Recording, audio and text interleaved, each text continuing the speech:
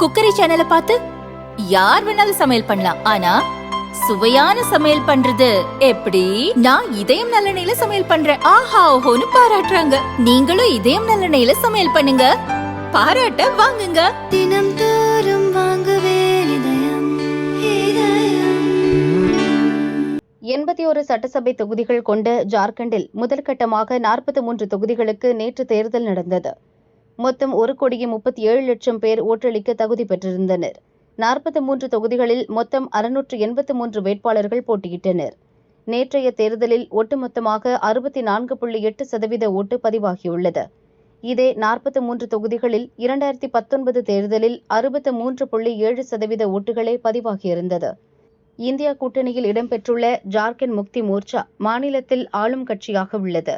அந்த கட்சியுடன் காங்கிரஸ், ராஷ்டிரிய ஜனதா தளம் கட்சிகள் கூட்டணி அமைத்து தேர்தலை சந்திக்கின்றன. தேசிய ஜனநாயக கூட்டணிக்கு தலைமை வகிக்கும் பாரதிய ஜனதாவுடன் ஐக்கிய ஜனதாதளம் முதலான கட்சிகள் கூட்டணி சேர்ந்து போட்டியிடுகின்றன.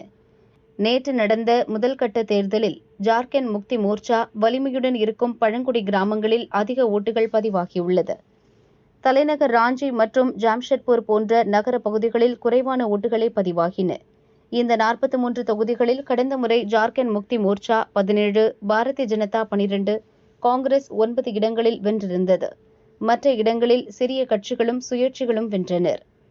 ஜார்க்கண்ட் முக்தி மோர்ச்சா கட்சி நகர பகுதிகளில் வலுவாக இல்லை என்ற மாயையை ராஞ்சி, ஜாம்ஷெட்பூர் போன்ற இடங்களில் ஓட்டளித்த வாக்காளர்கள் நேற்று உடைத்தெறிந்திருப்பதாக அக்கட்சி தெரிவித்துள்ளது.